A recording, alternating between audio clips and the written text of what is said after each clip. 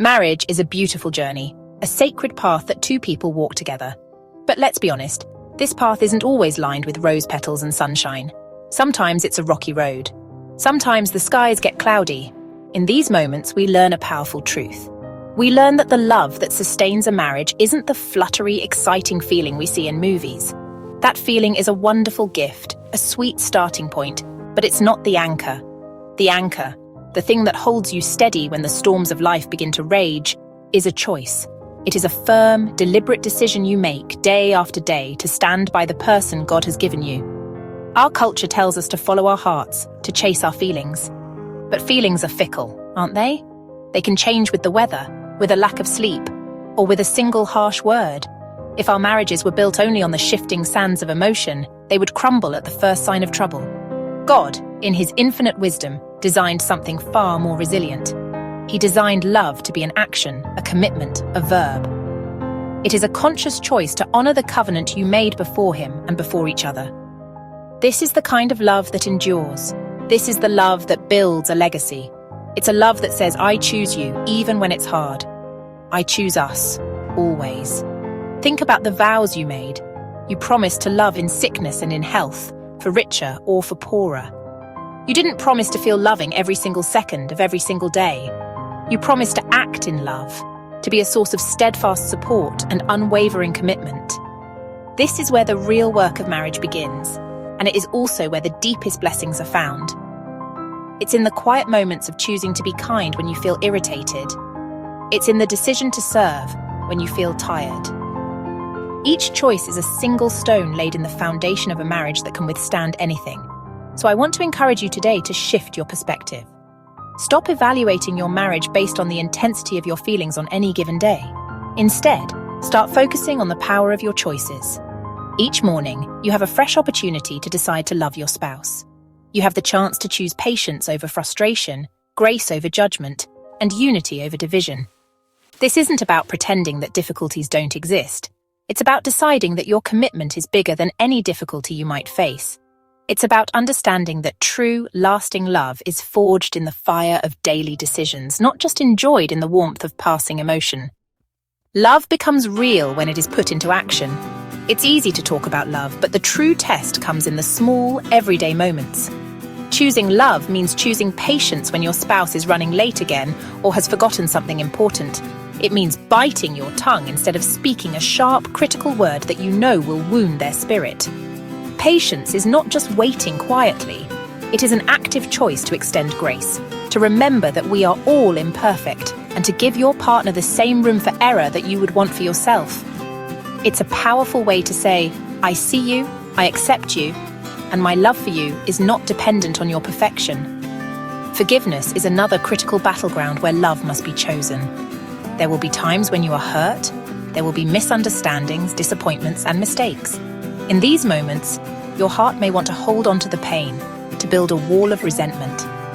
But love makes a different choice. Love chooses to forgive.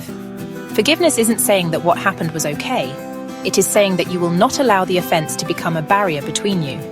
It is a deliberate act of releasing the debt, just as Christ has released us from ours.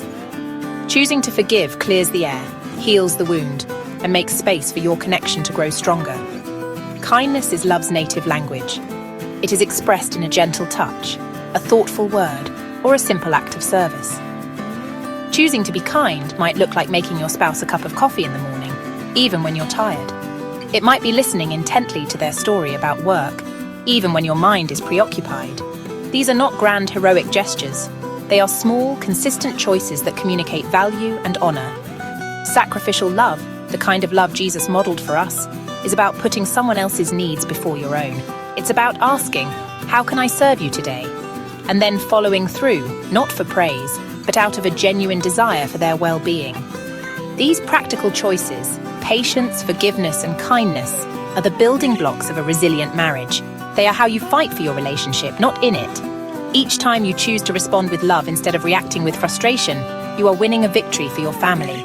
You are actively cultivating a home environment where both of you can feel safe, cherished, and secure. This is not about being a doormat or ignoring problems. It is about intentionally choosing the higher road, the road of grace, because you understand that the health and unity of your marriage are worth fighting for every single day. Now, let's be clear. Making these choices day in and day out is not easy. On our own, our strength will fail. Our patience will run out. Our well of forgiveness will run dry. This is where the most important decision of all comes into play. The decision to rely not on our own power, but on God's. Your marriage is not just a partnership between two people, it is a three-stranded cord with God woven right into the center. And as Scripture tells us, a cord of 3 strands is not easily broken. When you feel you have nothing left to give, you can turn to the one who is the source of all love. Your faith is not just a Sunday morning activity, it is your daily lifeline. It is your source of supernatural strength to love when you feel unloving, to forgive when you feel wounded, and to serve when you feel weary. Prayer is your direct line to this power. Pray for your spouse. Don't just pray about their flaws or the things you want to change. Pray for their heart, their struggles, their dreams. Pray that God would bless them and fill them with His peace. And pray for yourself. Ask God to give you a heart of compassion, a spirit of patience, and the strength to love your spouse the way He loves you. Surrendering your marriage to God means you stop trying to control everything. It means you trust His plan, even when you don't understand it. It means you believe that He is working all things together for your good. This surrender brings an incredible sense of peace. You no longer have to carry the weight of your marriage on your own shoulders. You can place it in the hands of the one who created marriage and knows exactly what it needs to thrive. When you and your spouse are both individually submitted to God, you will find yourselves naturally drawing closer to each other. This divine partnership transforms your daily choices. Your decision to be kind is no longer just a nice gesture, it is an act of worship. Your choice to forgive is not just a psychological exercise, it is a reflection of the grace you have received from Christ. Your commitment is no longer based on fluctuating feelings, but on the unshakable foundation of God's faithfulness. He provides the strength, the grace, and the endless supply of love you need to keep choosing each other forever. Leaning on Him is not a sign of weakness. It is the ultimate source of your marriage's strength. As you continue to make these daily choices, rooted in faith, something beautiful begins to happen. You start to build a deep, unshakable emotional connection. This isn't something that happens overnight. It is cultivated over time through shared experiences, vulnerable conversations, and the quiet assurance that you're in this together, no matter what. This emotional intimacy is the glue that holds you together. It's knowing you have a safe place to land, a person who truly sees you and loves you, flaws and all. It is the fruit of choosing each other again and again. Make it a priority to connect emotionally. Turn off the television, put down your phones, and look at each other. Ask meaningful questions, share your hopes and your fears. Dream together about the future. Celebrate each other's victories and comfort each other in your losses.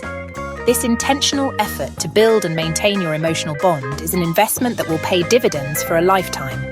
It creates a reservoir of goodwill and connection that you can draw from when times get tough. A strong emotional bond makes the choice to love feel less like a duty and more like a natural outpouring of your heart. Remember, the goal is not a perfect marriage, because there is no such thing. The goal is a resilient, grace-filled, and unbreakable marriage.